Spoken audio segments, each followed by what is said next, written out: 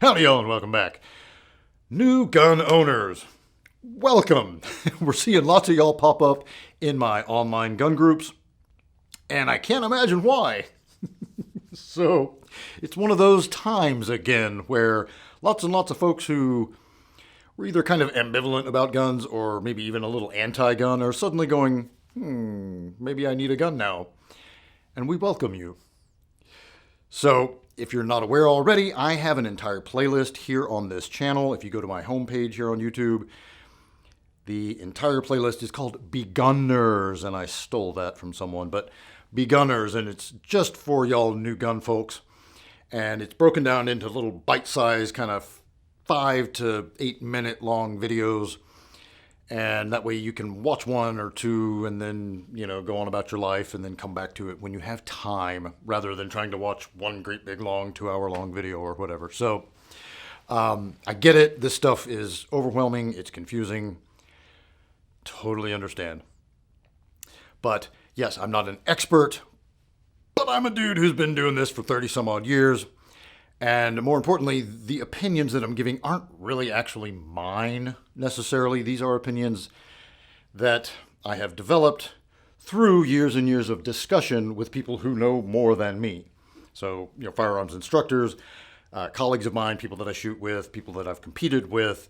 I do have years of competitive shooting under my belt. I'm a veteran. That doesn't count for a whole lot, I don't think. But, I carried an M16 once upon a time. I've shot, different disciplines to some degree or another of competitive shooting. And more importantly, I've done hours and hours and hours of self-defense training from an instructor, like with an instructor. So that is where you're going to get better, is actually paying your hard-earned money to someone to show you how to do stuff. Guns are a little bit unique when it comes to people that give advice, especially if you're going online for that advice, because people are going to give you their advice and you don't know who they are.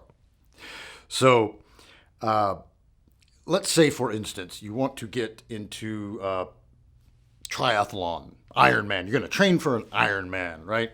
So you need a bicycle. Would you go out and get the cheapest bicycle you can get? Is that going to serve you well in your endeavors to try to be competitive or even just make it through a triathlon? Like, honest question, right? Cheapest bike you can get. Go to Walmart and get yourself a $180 bike or something, right? I mean, might work, but I think we could probably all agree that that's going to handicap you quite a bit. It's going to kind of suck, right? If you want to get into playing guitar, right, you can go on Amazon and buy, I think, like an $80 made in China Fender Squier or something, and it will play notes. And it might even be okay. That actually happens. Sometimes those can be kind of okay.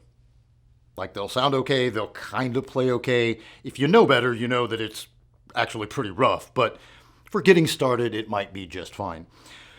The difference is you're not going to rely on a guitar or a bicycle to save your life, are you? This is a different thing. Guns are not other things. And the main topic I wanted to really talk about today is buying a used gun, because this is a great way to save a few bucks. And guns are not cars, right? I think we tend to approach buying a used gun the way we would a used car. So it's like, well, here's my car budget. And let's say I could buy a used, nicer car, something like a BMW or a Mercedes, right? But, it's used. It's got some miles on it. I don't know if they serviced it. Like, it's kind of dodgy. That could be really expensive, actually. But I could buy this brand new, cheaper car, and that's going to be better, right? Like, just objectively, it's better for my budget to go that route. And that makes a lot of sense. Guns don't work that way. First of all, when a gun ends up in a used counter in a gun store, retail shop, on an online auction, a lot of times that gun has not been fired very often.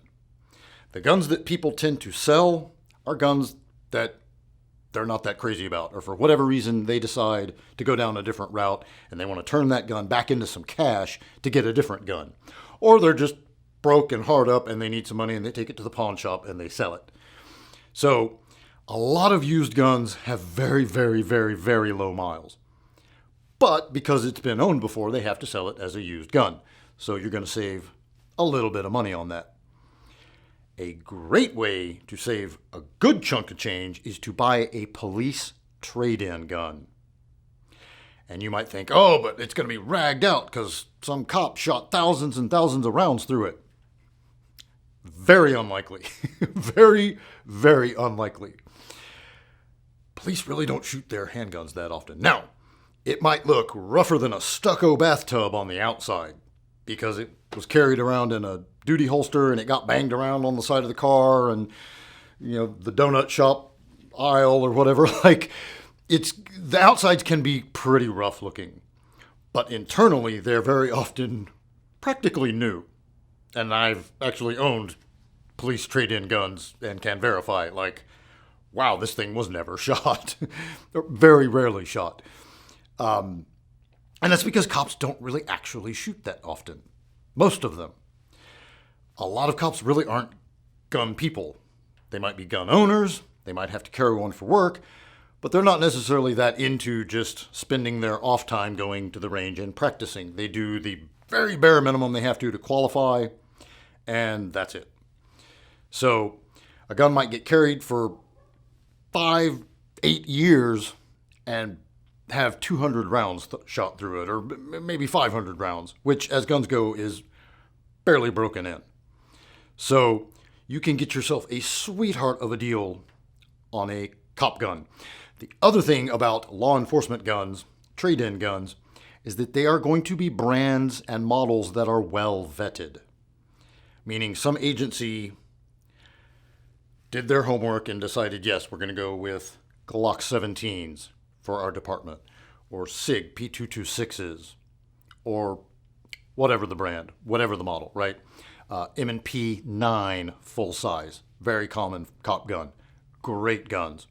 Now you can actually get those pretty affordably, brand new right out of the box, but the cop gun trade-ins are even better.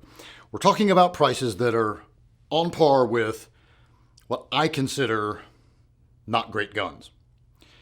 Now, to take it back to the earlier guitar or bicycle analogy,